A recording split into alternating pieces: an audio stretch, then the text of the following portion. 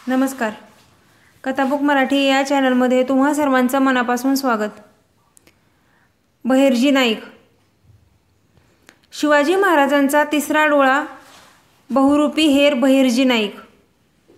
छत्रपती शिवाजी महाराजांचं स्वराज्य निर्मितीचं स्वप्न सत्यात उतरवण्यासाठी त्यांना मोलाची साथ लाभली ती त्यांच्या निडर मावळ्यांची, ज्यांना कशाचीही भीती नव्हती.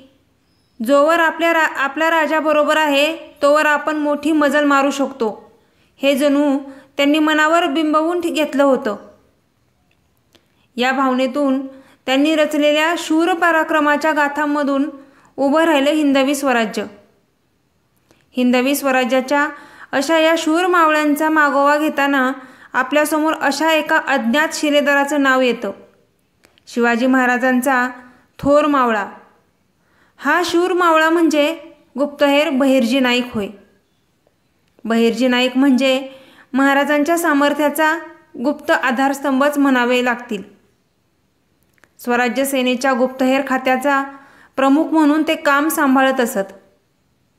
या गुप्तहेर खात्याच्या साह्याशिवाय शत्रू प्रदेशामध्ये मोहिमा आखणं जवळजवळ अशक्य होतं, कारण शत्रू गोटातील हालचाली, तेथील प्रदेशामधील महत्त्वाची ठाणी, महत्त्वाच्या व्यक्तींची कमकुवत स्थाने आणि युद्धप्रसंगी रामबाण इलाज ठरेल अशी एखादी गुप्त गोष्ट शोधून काढण्याचं महत्त्वपूर्ण काम गुप्तहेर खातं करत असे.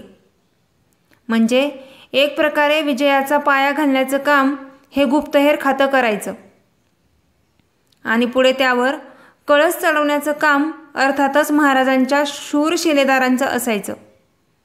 छत्रपती शिवाजी महाराजांना देखील गुप्तहेर खात्याचं महत्त्व माहीत असल्यानं अगणित निधी ते या खात्यावर खर्च करत असत. महाराजांच्या गुप्तहेर खात्यामध्ये तब्बल 3-4 हजार गुप्तहेरांचा भरणा होता आणि त्यांचे म्होरक्या होते बहिर्जी नाईक. त्यांच्याच माध्यमातून महाराजांनी आज इतिहासामध्ये प्रसिद्ध असलेल्या सर्वच मोहिमा यशस्वी करून दाखवल्या. तर अशा या नेहमी पडद्याआड असणाऱ्या महाराजांच्या गुप्तहेर खात्याचे बहिर्जी नाईक म्हणजे कणा होते. महाराजांनी जेव्हा रायरेश्वराच्या मंदिरामध्ये स्वराज्य निर्मितीसाठी स्वतःला वाहून घेण्याची शपथ घेतली, तेव्हापासून महाराजांच्या शेवटच्या श्वासापर्यंत बहिर्जी नाईक यांनी स्वराज्याची सेवा केली. बहिर्जी नाईक यांना लहानपणापासूनच बहुरूप्याची कला अवगत होती. विविध वेषांतरे करून ते समोरच्याला पुरते अचंबित करून सोडायचे. पुढे पोटा पाण्यासाठी त्यांनी एक व्यवसाय म्हणून बहुरूप्याची कला दाखवण्यास सुरुवात केली. तेव्हाच एका क्षणी महाराजांची आणि बहिर्जींची नजरानजर झाली आणि पहिल्याच नजरेत महाराजांनी हा व्यक्ती खेळ करण्यासाठी नव्हे तर शत्रूच्या गोट्यात राहून त्यांना खेळवण्यासाठी जन्माला आली आहे हे ताडकन ओळखलं आणि बहिर्जींना आपल्या सेनेत सामील करून घेतलं. वासुदेवापासून ते भिकाऱ्यापर्यंत कोणताही वेश म्हणा, बहिर्जी कोणाचीही अगदी उत्तम नक्कल करीत असत. एखाद्या व्यक्तीने त्यांना एका वेशात पाहिलं आणि नंतर अगदी काही मिनिटात दुसऱ्या वेशात पाहिलं तर त्याला ते किंचितही ओळखू येत नसत. इतका जबरदस्त वेश ते पालटायचे. बहिर्जींकडे फक्त वेषांतराचीच कला होती असं नाही, तर समोरच्याचा आपल्या शब्दांनी वेध घेऊन त्याच्या नकळत सर्व माहिती काढून घेण्याचं कसब त्यांना पुरतं अवगत होतं. दिल्लीचा बादशाह आणि विजापूरचा आदिलशहा यांच्या महालात ते वेषांतर करून फिरत असत. जराशीही शंका आली तरी समोरच्याला शत्रू पक्षाचा माणूस ठरवून देहदंड देणाऱ्या या सुलतानांची भेदक नजर कधीही बहिर्जींचा ठाव घेऊ शकली नाही. यातच बहिर्जींचे असामान्य कर्तृत्व सामावलं होतं. शिवाजी महाराजांनी गुप्तहेर खात्याची सर्व सूत्र बहिर्जींकडे दिली असल्याने बहिर्जी देखील अतिशय प्राणपणाने ते खाते चालवत असत. त्या खात्यावर त्यांचा पूर्ण वचक होता. खोटी माहिती देणाऱ्या आपल्या खात्यातील सहकाऱ्यास कडेलोट दिला जाईल अशी सक्त ताकीद बहिर्जींनी दिली होती. त्यामुळे महाराजांचे गुप्तहेर खातं कार्यक्षमपणे कार्यरत असायचं. बहिर्जींनी गुप्तहेर खात्याची एक सांकेतिक भाषा विकसित केली होती। ही भाषा केवळ गुप्तहेर खात्यालाच कळे, त्यामुळे गुप्तहेर खात्याची माहिती कधीही बाहेर फुटली जात नसे। अगदी महत्त्वपूर्ण माहिती द्यायची असल्यास बहिर्जी स्वतःहून महाराजांच्या दरबारात हजर व्हायचे। तेव्हा देखील ते वेषांतर करून येत असल्याने इतरांच्या नजरेस पडायचे नाहीत। असं म्हटलं जातं की बहिर्जी नाईक असा कोणी माणूस नाहीच, असं काही लोकांना वाटत असे। इतकं बेमालूमपणे आणि अज्ञातवासात असल्यासारखं ते वावरायचे।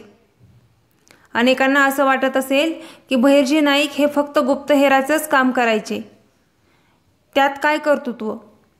ते लढाई करण्यात देखील वाकबगार होते, पण तरीही गुप्तहेराचं काम म्हणजे एडागबाळ्याचं काम नव्हे। शत्रूच्या गोट्यात असताना कधी कोणाला संशय येईल आणि कधी कोण नंग्या तलवारीनिशी अंगावर धावून येईल याचा नेम नसायचा। त्यामुळं बहिर्जींनी दांडपट्ट्या, तलवारबाजी यांसारखी युद्धतंत्रे आत्मसात करून घेतली होती। याच जोरावर ते अडीतटीच्या प्रसंगामधून एकट्याने शत्रूला धूळ चारत बाहेर पडायचे। अफजल खानाचा वध ही स्वराज्याच्या इतिहासातील मोठी घटना।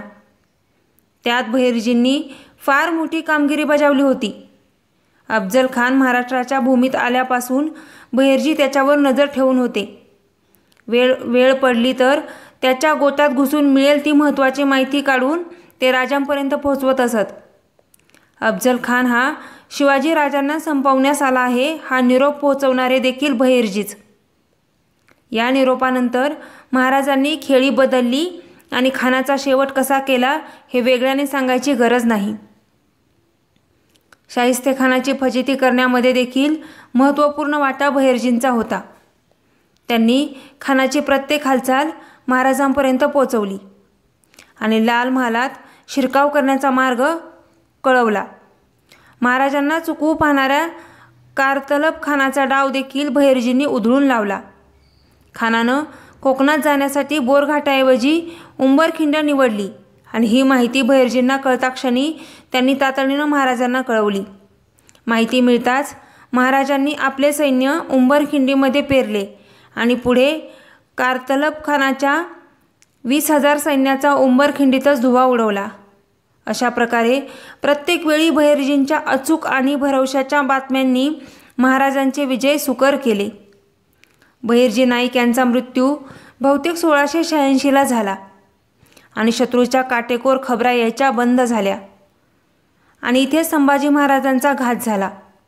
त्यावेळी बहिर्जी नाईक असते तर मुकर्रब खानाच्या सर्व हालचालींची तंतोतंत माहिती महाराजांना अगोदरच मिळाली असती।